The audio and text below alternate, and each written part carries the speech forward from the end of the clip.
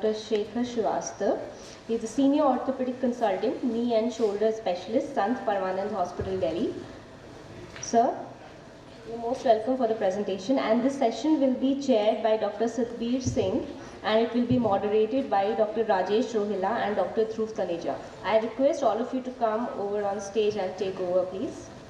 First of all, I thank Dr. Ashish Mittal and Dr. Rajiv Dugar to invite me for this meeting. Now, as a surgeon, we always think of doing surgery, doing ACL reconstruction, and then we just move on. But we all know that, especially for orthopedic surgeons, the rehab part is very important. You can do the best of the surgery, but if the rehab is not proper, you won't get the result. So when I was given this topic to speak about rehab after ACL reconstruction, I thought that many of you will be physiotherapists and who are into the rehab, and perhaps you know much more than me.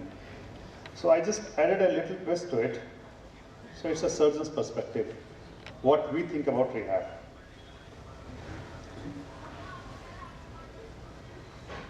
So we'll go through all these things, a bit about ACL, how we do ACL, what are our goals of ACL rehab, what are the different stages, techniques perhaps you know much better than me, and what are few controversies in ACL rehab. So ACL is one of the ligaments, one of the 4 ligaments which is responsible for stability of the knee joint. Does this work?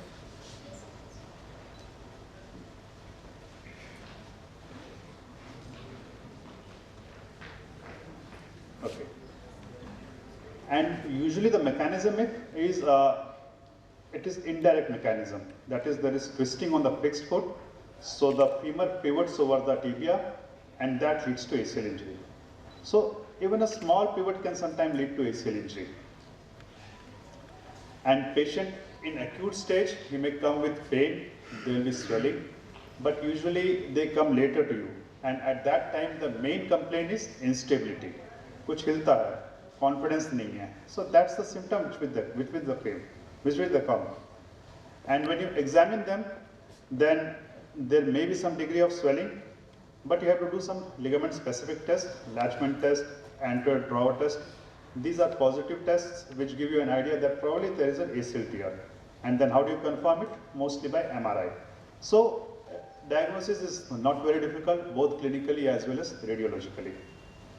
The incidence of ACL tear is approximately 40 to 50 per 1 lakh. And ACL reconstruction is a highly successful surgery. But it's not that every ACL tear needs surgery. Now you have to see the profile of the patient, whether the ACL tear is associated with any other problem, other ligaments tear or meniscus tear or cartilage tear. Age of the patient, if it's a 50-year-old patient, 55-year-old patient with early arthritis, you are not going to treat ACL for that patient, because you know whatever you do, he's again going to develop some arthritis and he may require some other surgery. So you manage them conservatively. You do rehab and do some strengthening exercise and he'll be quite okay. So you have to treat the patient. Now this is an old slide. Earlier we used to say that for ACL there is only reconstruction, no repair. But now there are some indications where ACL repair can be done in acute stage, especially if there is avulsion. If there is not mid-substance tear, if there is avulsion from the femoral side, then perhaps you can also do repair. But that's a very low percent. I would say less than 1% of cases where you can do repair. So again, it's mostly reconstruction. So reconstruction means you prepare a new ACL. So once you prepare a new ACL, you require some sort of graft. So graft can be either autograft from your own body or an allograft. Now in our condition, we mostly use autograft. 90% cases, 95% cases, we use autograft. So your aim is to reconstruct the ACL like a normal ACL, considering that there are 2 bundles as described by Dr. Mittal, and so that you can maintain the normal physiomechanics of the knee joint in terms of ligaments. So ACL gives both anteroposterior stability as well as rotatory stability. So you have to reconstruct the ACL in such a way that it mimics the function of the normal ACL. So this is a small video which shows the two bundles of ACL. So one is the anteromedial bundle, the bigger one, the longer one which you are seeing is the anteromedial bundle, and the behind is the posterolateral bundle. The anteromedial bundle, it usually stabilizes the knee in anteroposterior direction, whereas the posterolateral bundle, that is important for the rotatory stability. So once there is rotatory instability, then the patient gets this pivoting feeling.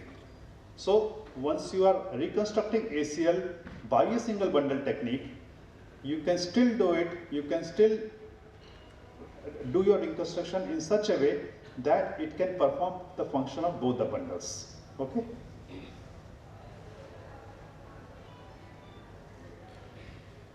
So this is just a small schematic video just to make you understand how ACL reconstruction is done. So this is the graft which is taken. Then you prepare a tunnel in the tibia. You prepare a tunnel in the femur. You pass the graft through the tibia and the femur. You fix it on the tibia, you fix it in the femur, and the portion which is in between the joint, that acts as the ligament. So that's a general thing. Okay?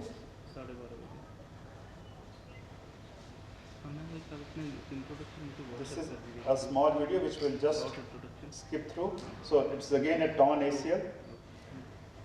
You first debride the ACL, the native ACL.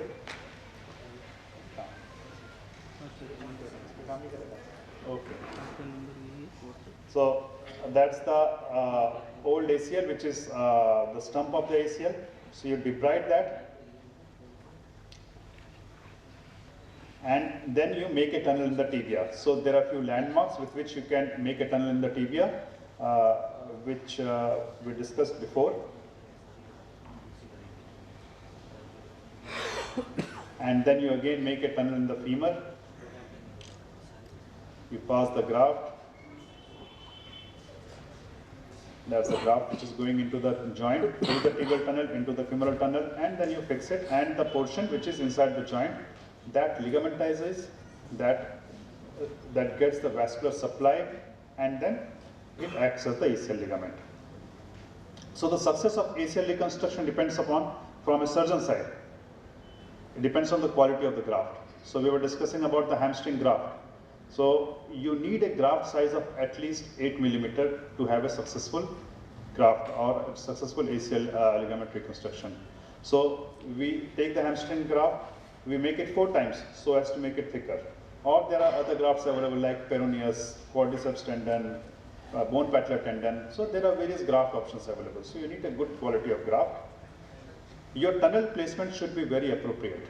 Otherwise what happens? Because of repeated motion, the graft will stretch out and it will fail. And you need to have strong graft fixation.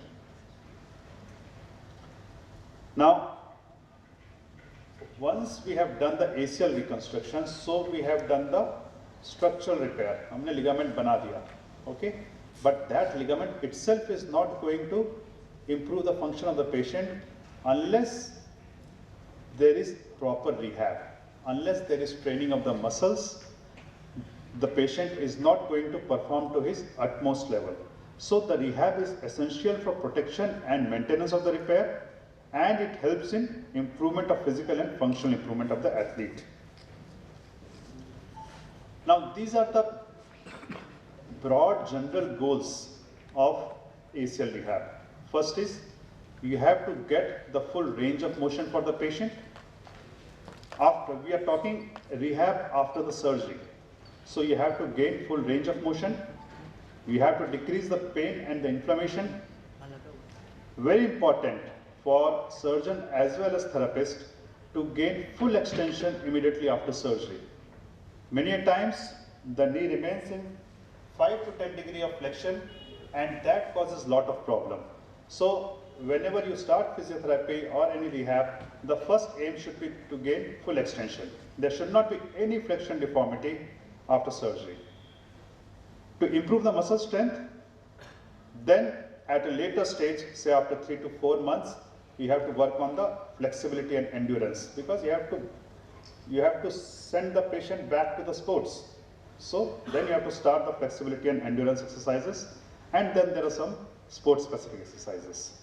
So these are the general goals for ACL rehab. So for range of motion, you start exercises from day one. So there are different protocols. One is your standard protocol, then there is this accelerated rehab protocol. Earlier it was supposed that you should wait for some time before you start range of motion exercises, because it was presumed that if you start early, it may lead to stretching of the graft, it may lead to tunnel widening, it may lead to laxity later on. But nowadays many studies have been done which show that you can start range of motion exercises immediately after surgery. So in our setting also, we start gentle range of motion immediately, and we gain to aim full range of motion by 3 to 4 weeks. As I explained, full knee extension. To regain full knee extension is very essential. That should be your aim from day one. So there are different exercises which the physiotherapist does. That is passive range of motion exercises, supine hamstring stretches, gastric stretches with towel. So all these things are done to gain full extension. And don't forget about the patella. So patellar mobility, patellar glide, that should be also be done so as to maintain the mobility. Now immediately after surgery, there is also inflammation, so you have to work within that pain limit so that you don't aggravate the inflammation. If the inflammation aggravates, you will go back by 2 steps. Okay, so you have to do it within the range, within the limits of the pain. So because pain plays a very major role in inhibition of the muscle activity. So if the patient is painful, if there is effusion, then the quadriceps goes into inhibition.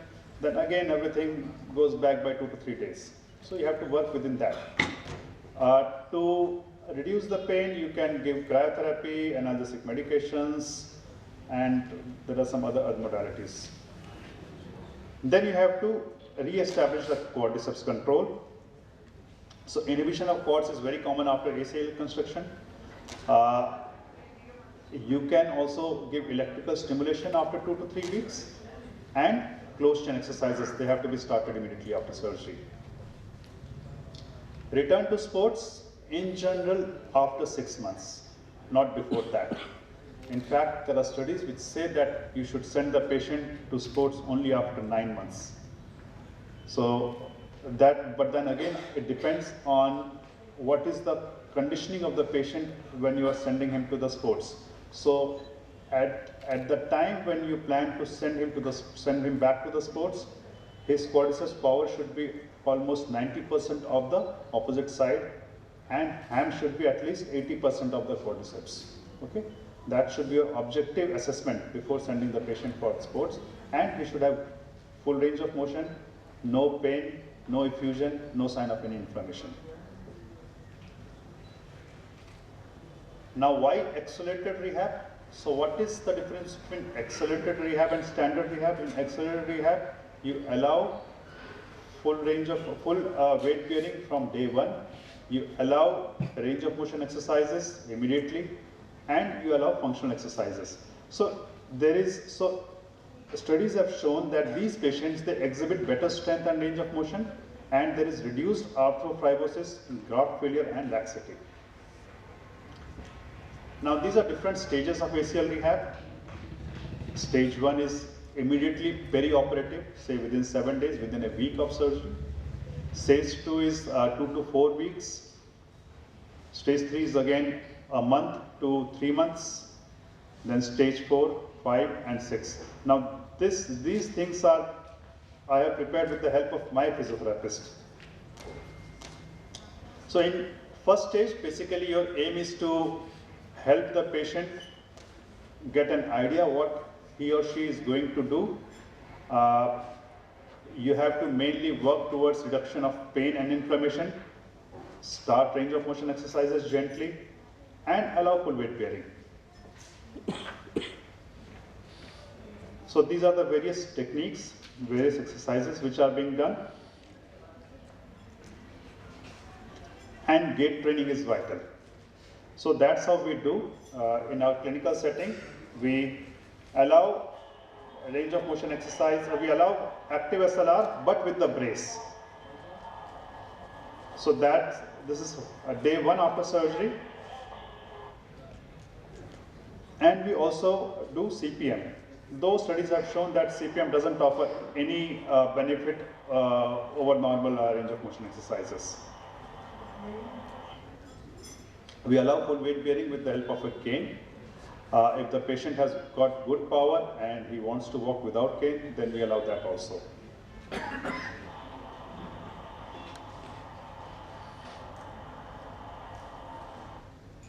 So there are some patients who are very, very motivated, who have good muscle power, so they can easily do their range of motion exercises on their own from first day onwards. Their walking is also quite normal.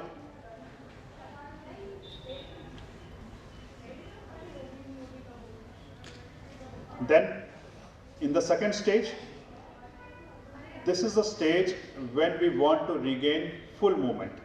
So at this stage, when a patient comes to me, I want to see that he or she has gained full range of motion. There is no stiffness. He has got full extension, and range of motion is almost up to 80 to 90 degree of the normal. You also have to see that there is no pain and swelling, and then we start also working on muscle strengthening then. So these are the various techniques which are being followed by the therapist.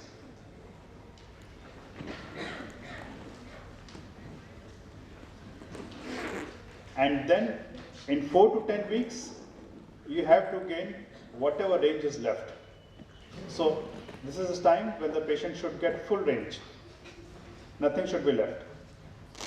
If at the end of 3 months, there is still some stiffness, then at that stage, I may think of doing some additional procedure.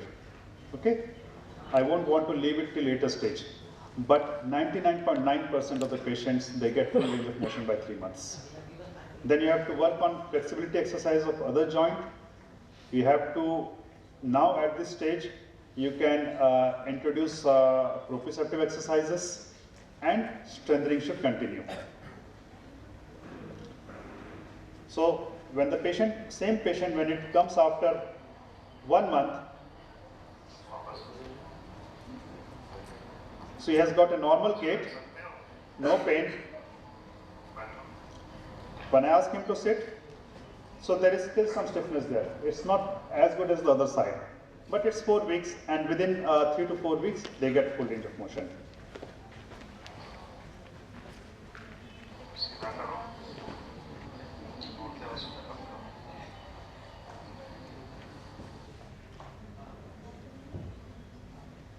Then, after this stage, we are mainly working on the strengthening part, proprioceptive part.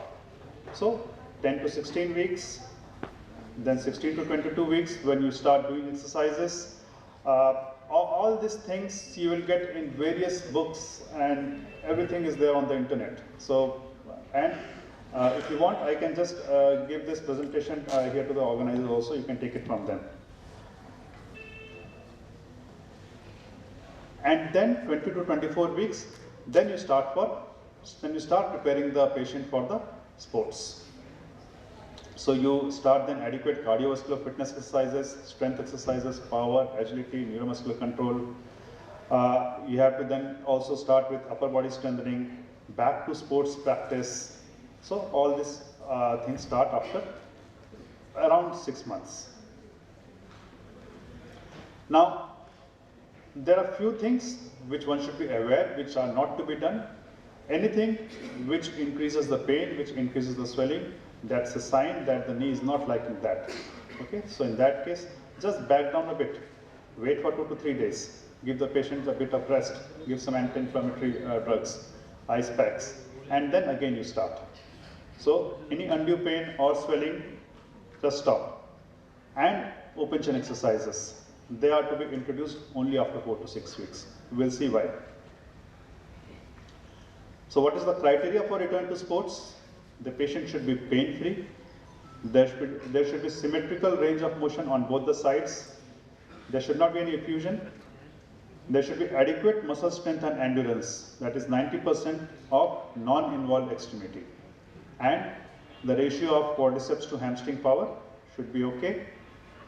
And then you discuss with the patient and then you send them for their own sport-specific training and all that. Now there are a few controversies which we can discuss here only. We have surgeons and we have physiotherapists. So these are few of the controversies. What is the role of brace in post-operative period? Accelerated rehab protocol versus standard rehab protocol, neuromuscular stimulation, whether it should be given or not, open chain versus closed chain exercises. So first let's come to the role of brace. Now, how many of, may I ask the surgeons, how many of you use brace after the surgery? I don't. No, I use. Yes. For 2 to 3 days. Okay. And as a therapist, how many of you advise the patient to use a brace? Can I just have a show of hand? Those who. So most of you? Okay. So, but studies have shown that brace doesn't offer any benefit over not using a brace. Okay? It doesn't improve ACL recovery or rehab.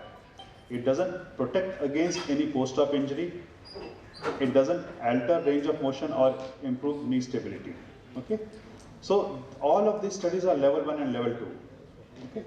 So it's a meta-analysis of level 1 and level 2 studies which shows that braces offer no benefit to a patient even in immediate post-op period. Okay. So it is probably a patient who has got a conservative mindset, who is not very confident. In those cases, maybe you can use a brace for week 10 days, but then it doesn't really offer any benefit. So that's about the braces. Now, I think this thing is now well established. Most of us allow our patients to allow full weight bearing from day 1. There is no point delaying weight bearing. Range of motion also you can immediately start within 0 to 90 degree. You should they can get up to 90 degree of motion within a week's time, and strengthening with closed chain exercise, safe, that too also from day 1. But open chain exercise, the eccentric quadriceps and isokinetic hams exercises, they have to be started 3 weeks after surgery. Now, why we avoid open chain exercises? Open chain exercises, they put shear stress and they may lead to anterior translation of the tibia. So that may put stress on your graft. So that's why open chain exercises are not advised in the immediate post-operative period. Though there have been some studies which show that there is no difference, but there are enough studies which also shows that there is difference in the laxity if open chain exercises are started immediately after surgery. So to be on the safer side, you can start closed chain exercises immediately after surgery, and you can wait for 4 to 6 weeks to start open chain exercises. So a successful rehabilitation always complements to a successful surgery. It's like a pilot and co-pilot flying an aircraft. So thank you very much. Thank you, Dr. Shekhar, for the very elaborative and very excellent presentation. Now the topic is open for any questions. If you have any question, you can ask.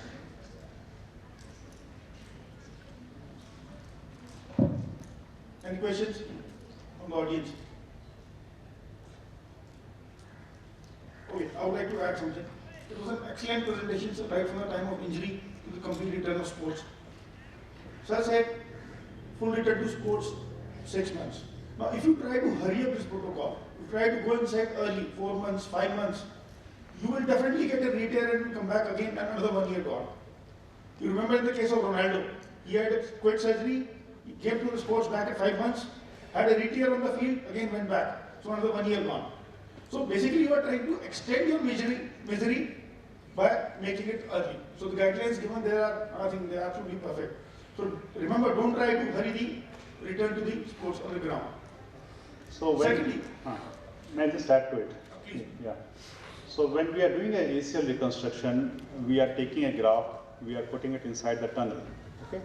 So at that point of time, it's a dead tissue. Okay. And then it starts gaining vascularity from the bony tunnels. Then it ligamentizes. So that whole process takes 6 to 7 months. That's why you have to protect that graft during that time. So that is the biological part. Second, the statistics have shown that they have seen ACL re-tear in patients who have undergone ACL reconstructions and then they went back to sports. So the rate of re-tear was 50% more in patients who went at 6 months and those who went to sports back at 8 months. Okay, so if say at the end of 8 months, 2% of the patients had re-tear injury, then if the patient has gone to sports at 6 months, then the rate of re-tear will be 4%, something like that. So 6 to 9 months is the ideal period. Also, that's one second. Same thing I wanted to discuss about ligmentization. He stole my words. See, what happens to your graft initially when you put it, this is fresh, stout graft from a patient. It is very strong, and the two sides you are given a construct a very good fixation. So there is no chance that it's initially going to fail. Initially 2 weeks or 2 months or so, it's going to be very strong. Now slowly, it doesn't have a fresh supply.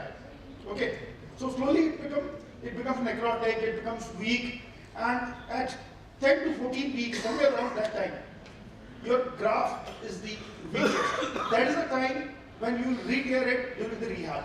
So initially you can have a good, strong, accelerated rehab. Then somewhere along 10 to 14 weeks or 10 to 16 weeks, you should slow down the rehab a little bit and then again accelerate.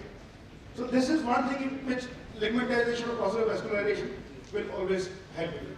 Yes. There is another thing that we have to also consider hamstring strength.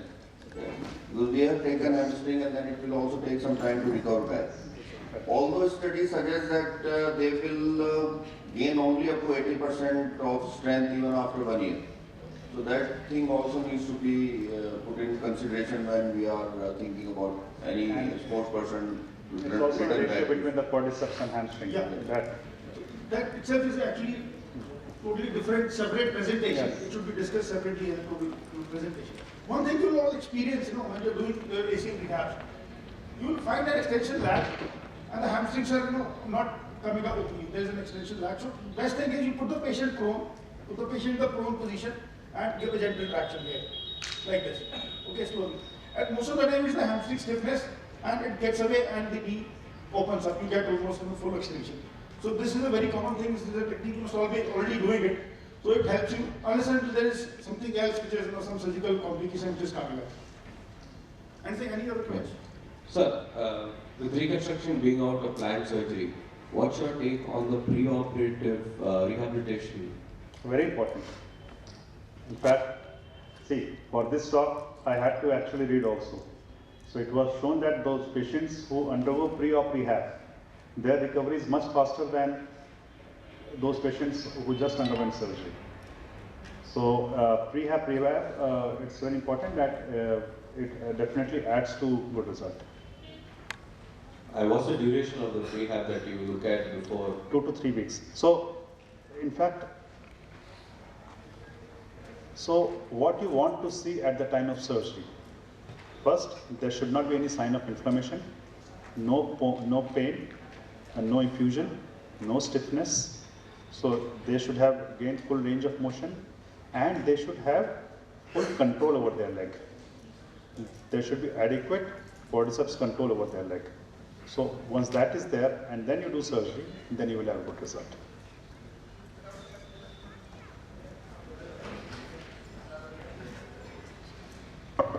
Thank you. Thank you for your time. Please come forward and felicitate, sir.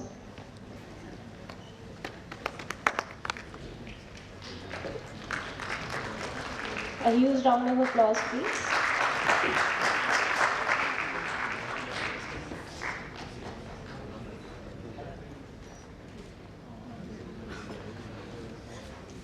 Thank you all of you. Now our next presenter is Dr. Piyush Jain. He is the head physiotherapist of Galena Healthcare, that is in Delhi, Mumbai and Noida. Sir, you're most welcome on stage please for the presentation.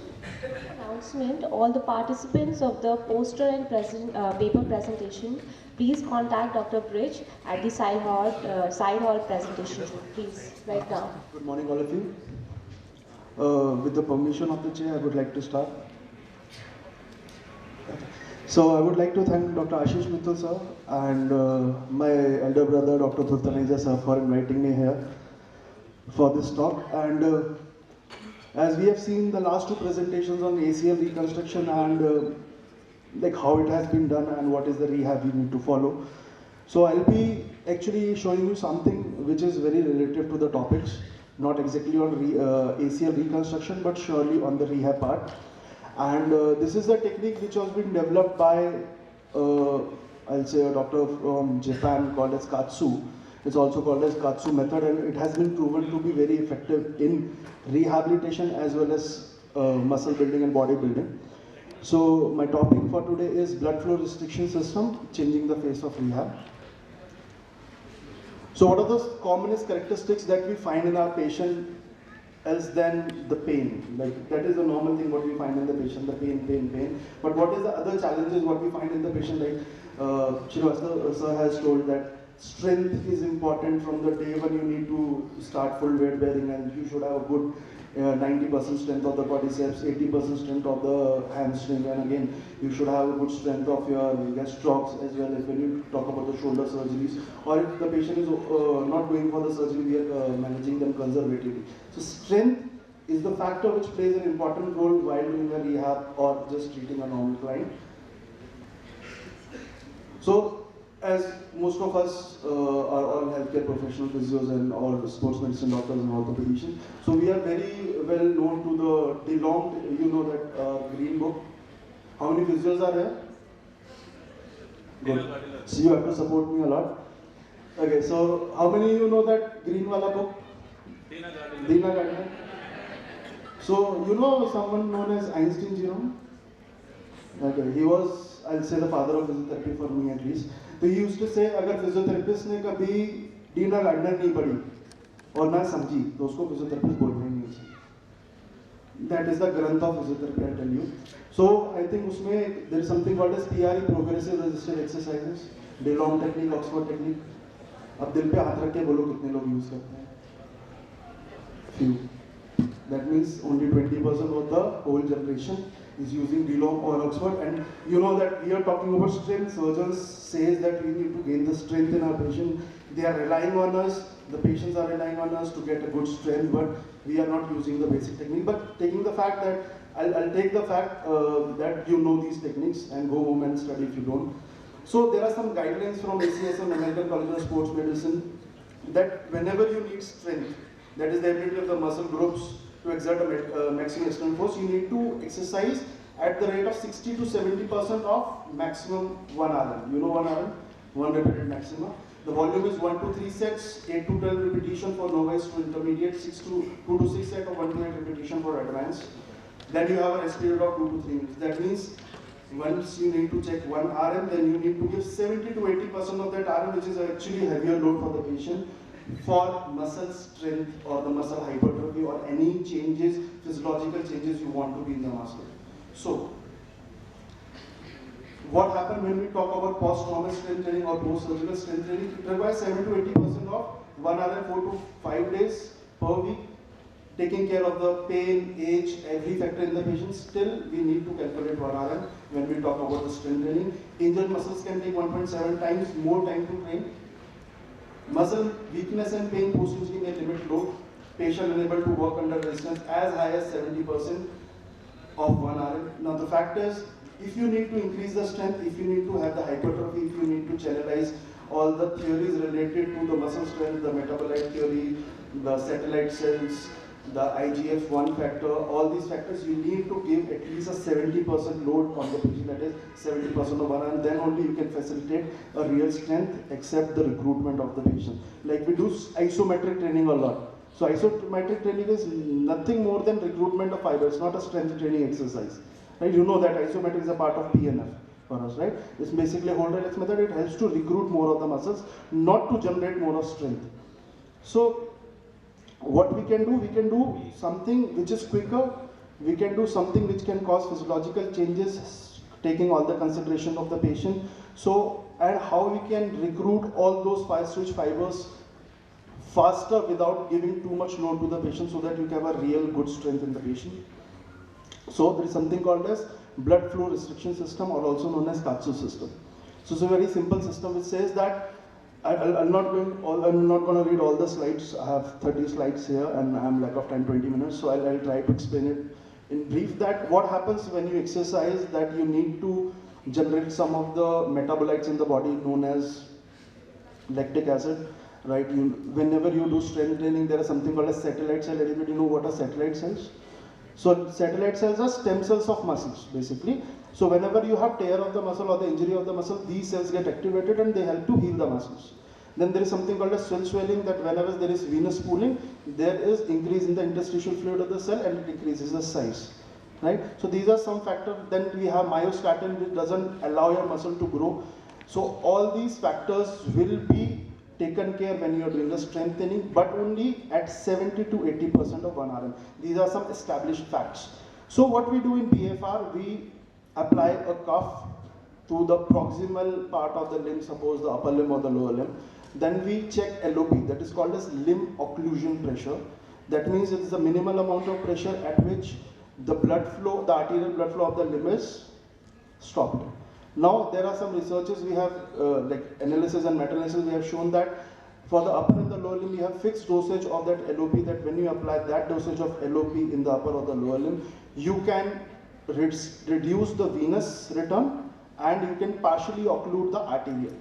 So what happens, like when you do this and you apply only small amplitude or low intensity workout, that is at the 20 to 30% of 1 RM, it gives the same effects as strength training. And researchers have shown that the strength training, what you do at the gym at 70 to 20% of the load, what result they give in 6 months, that the same results can be taken in 2 to 3 weeks by using BFR. But because we are working with the hemodynamics of the patient, there are multiple factors we need to consider. So these are the BFR training that is like a huge hype in US, I'll say. And like Forbes magazine, ESPN, PubMed, NSCA, Wall Street Journal, I think all the sports medicine surgeons in US and the physiotherapists are using it readily nowadays because it has greater advantages over the basic rehab protocols. So on this, I've already explained this, what you need to do. So we have validated in the research over 20 plus from the muscle physiology standpoint. Multiple studies demonstrate comparable result between low intensity plus BFR to high intensity exercise. I will be showing a chart what happens in all these cases. And 2017 systemic review by Hughes states that 20 eligible candidates of 3 SLR, 3 ONE, 13 with sarcopenia and 1 inclusion body myostasis, low load BFR was more effective, tolerable than low load exercise alone. So I'll share one of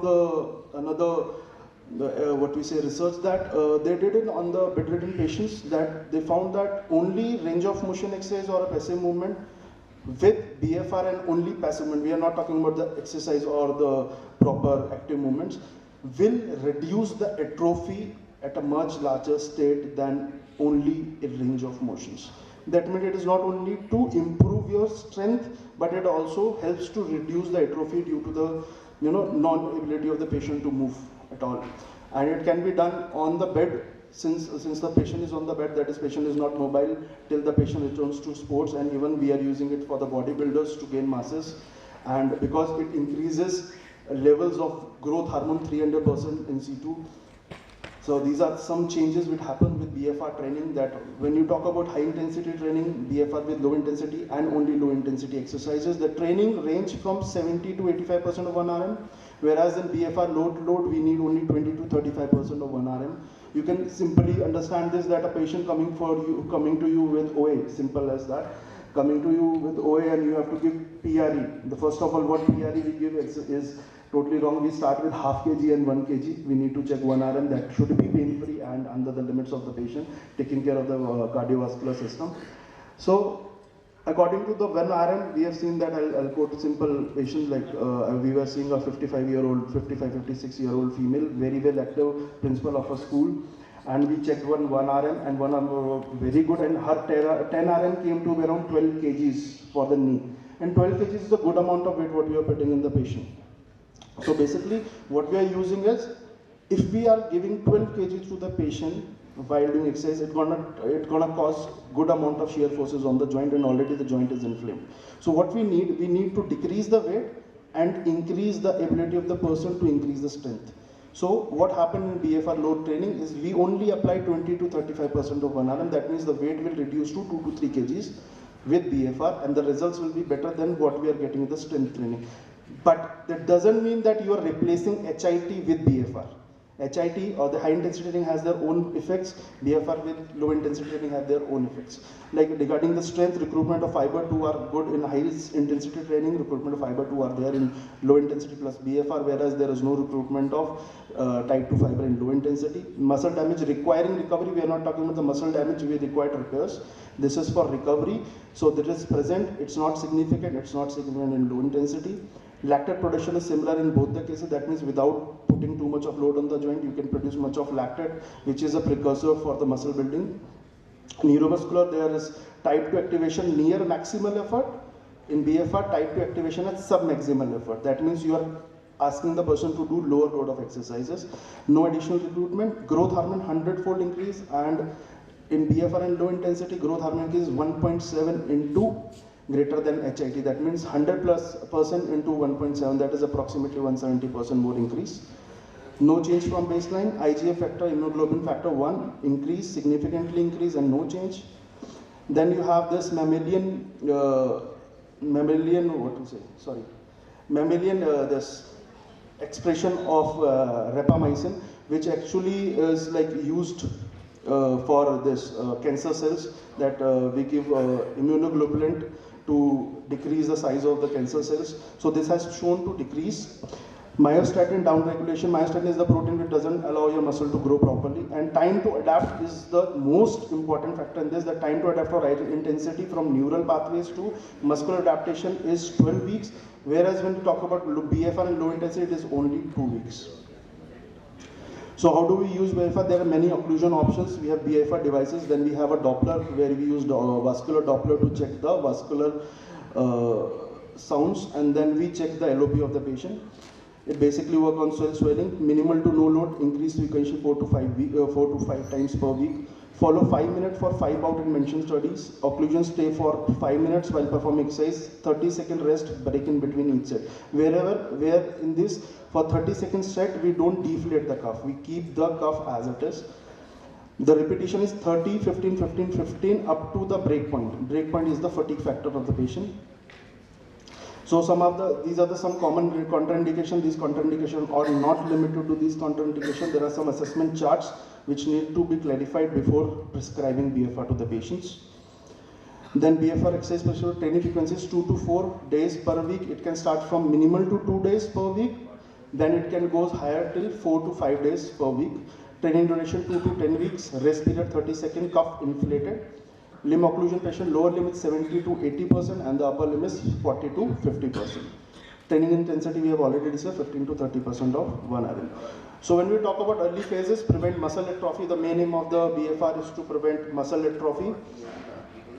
BFR training could consist of low intensity isometric with or without electrical stimulation, easy mat exercise, and even no exercise with only BFR has been shown to be helpful in reducing the atrophy. Researchers in the UK are beginning to study using BFR in ICU to decrease muscle atrophy in the bedridden patients. Subacute stage BFR can only be used for slightly higher loads. Walking, cycling can be done, and researchers have shown that not only the muscle strength which can improve or the hypertrophy, it helps to increase the endurance of the patients as well. in later stage of rehab, we need to transit from BFR and HIT. So what we do, 2 days per week of BFR plus low intensity and 3 times per week high intensity training according to the demand of the sports. Because every sports have a different demand, so the rehabilitation, the protocol, the phases of our rehab will depend on the clients what we are treating. So BFR can be used as a form of strength endurance training to supplement the patient while they are working on higher level programs such as plyometric running and agility. In case of setback injuries, it's very important because whenever you are treating sports patients, there is higher chances of setback from the injury because half of the time, I'll say 75% of the time, the player who is coming to you for the assessment will lie because they want to be selected in the team. That is the commonest thing what happens with the sports client. So the chances of setbacks are very high. The BFR is a great modality to start back up during these setbacks. The patient really appreciate the fact that they are maintaining or increasing their strength while they are recovering instead of meds and rice while they watch their gains and atrophy daily. So what are the key takeaways? That BFR is not a substitute of HIT. If progressing athlete back to sport must transition to HIT for demand of sport. Main risk is skin damage. Use of limb protection sleeve and wider cuff, less pressure is recommended. Use of BFR stimulate lactate production which lead to growth hormone increase, IGF-1, VEGF, IFF and muscle hypertrophy strength gain down the road. Down regulation of myostatin leading to protein synthesis and decreased scarring. That is again very important thing. Then whenever we are treating a patient due to the injury, there can be a muscle scarring which will limit the range of motion. As sir was discussing that whenever we have a patient, they can develop a fixed flexion deformity, right, in the early stages. So fixed flexion deformity can be due to 2 reasons. One is the quadriceps doesn't have the end strength, that the end range strength is not there in the quadriceps because we are not able to promote full range of motion in the knee. Second thing is because we have taken a graft from the hamstring. For sure the hamstring will go into healing phase and then it will recover and gain strength. So you can use this BFR during this time of healing as well, and because of this the limitation and the complication arises due to the scarring factor of healing will be reduced at a larger range. So this is a very introductory explanation to BFR. Actually I have prepared another slides also, but it includes too much of information for 20 minutes. So I wanted to keep it very light, and I'll be more than happy if you can, if you need to learn about BFR, I can send you many articles because I am researching regarding this topic from past 2 years. I have spent past 2 years on researching this topic and we are applying this in our Gurgaon clinic right now, and it has shown a good result. Still we are missing some points because we don't have that much of technology available with us, but still we are trying to collaborate with some of the foreign researchers who are doing very well on this topic, because this has been shown to decrease the time of rehabilitation as well as improving the outcome of the surgeries, or I'll say the conservative rehab. Even sir said that it is very important for a pre-surgical rehab. So pre-surgical rehab, when we don't have a time, suppose, see, it's very easy to say, okay, come for 4 weeks of rehab, pre-surgical rehab. But nowadays, you know that when you talk to a patient will not be able to come for 2 weeks. They'll say, okay, I'll come a day before or 2 days before surgery and just do my surgery. They are not well informed about this because they don't worry about it. They just go on net and search about what is my surgery and what will happen after the surgery. They will not talk about what happened pre-surgeries. So with the help of this BFR, we can at least, if whatever time we have, maybe 1 week, 2 weeks, we can improve the factors like strength and endurance of the patient, that too in a pain-free range with lighter loads on the joint. So that was my presentation. Myself, Dr. Piyush Jain, I'm working as a director at Galena Healthcare, and I'm highly obliged to stand over here in front of respected and esteemed orthopedician and sports medicine physiotherapist and my friends of the fraternity and my family physiotherapist. Thank you, Dhruv sir. Thank you, Nikhil sir, for giving me this opportunity. Thank you, Chair, for listening me. And I'm open for questions. Thank you. Open for discussion. Now, any question?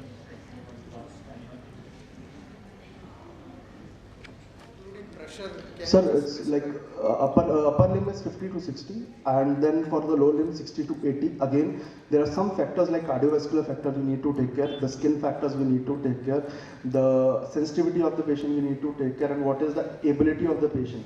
So these all factors, it doesn't depend that if you are taking 60 to 80% of the LOP. It doesn't mean it's going to restrict only 60 to 80%. The factor restricting will be different. And every time you start exercising, the LOP will change, the pressure will change. That means every 3 to 4 days you need to check everything again. And it will be in millimeters of mercury like in... Yes, a normal sphygmomanometer we use. And what is the device used for occlusion? Is it a... It's a pneumatic cuff. It's a pneumatic cuff with one-way valve. So we just attach our sphygmomanometer and we check the LOP with Doppler. So we have handheld Dopplers which are allowed, like I think physios are allowed to use that because it doesn't have any screen and it can't be used for anything else, only for the vascular thing. That is 8 megahertz one. Thank you. So please. Is this technique helpful in reducing pain? Yeah. If you talk about pain, see, when we talk about pain is a multifactorial aspect. Multifactorial means we say it's biopsychosocial. So there are multiple aspects of pain. I'll quote simple example if I can. That if a OA patient is coming, I know that there is arthritis, there is degeneration of the joint. That means the loading on the joint increased, which is giving you pain. So what you do in that patient, we try to improve the strength so that the loading on the joint will reduce. So indirectly you are again reducing the pain, yes. So directly, not like tense, you are reducing the pain here. It is an indirect way, or I'll say this is the most direct way of exercise, because exercise are the only thing which can help you in a conservative management. Others are only adjunct therapies what we are using. Can we also use flossing bandages for this? But sorry? Kinetic flossing kind of? Yeah, you can use, but the problem is there that you can't, expect any specific dosage. Like here we are checking LOP. We are checking with sphygmomanometer, we are checking with of Hg. There is no, what we say, objective calculation that how much stress you have to put. So some people put too much, some people put very less. So you can't control the outcomes here. Okay, thank you. Anyone else, please? So. Yeah, just two things. Sure. You had an excellent presentation. Thanks.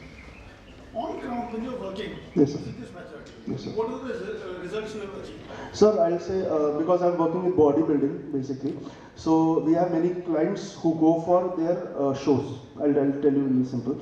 So we have practiced this in them for 2 weeks, and we have seen the change in the size of the muscle as well as the strength. But there is a drawback in this. If we are not asking the patient to go for HITs, the size will increase, but strength increase will be limited to some percentage. Means if they are only lifting with BFR and 20%, yeah. So the hypertrophy will be there, the strength will increase minimally, but functional strength will be a problem. So ultimately we have to go for HIT. But yes. So that mixed Mixed protocol? alternative. Yeah, so like in a week you can take 2 days for this BFR, and rest of the 3 days or 4 days you can go for normal strength training exercises. Okay. Other thing, you said we use color Doppler to Yes. check whether actual occlusion of the blood flow has taken place. So do you check in every patient, because the occlusion pressure will be different for different patients? Sir, so do you check in every yes, patient? sir. I have a device with me. Sorry, I didn't got it here. It's my car. So it's basically it is not a color Doppler. It's that a sound wala Doppler. So you just apply it, see, listen to the sound of the arterial pressure. Once it get occluded, it gives you a lump sum amount of minimal pressure required. So basically we need a minimal arterial pressure because we are not occluding arteries here. We are basically occluding venous outflow. Yes, so we are causing venous pooling here, sir. Anything else? Thank you so much. Thanks. My pleasure. Thank you so much, sir. Now I would request Dr. Ravi Khatri to come forward on the stage and felicitate sir.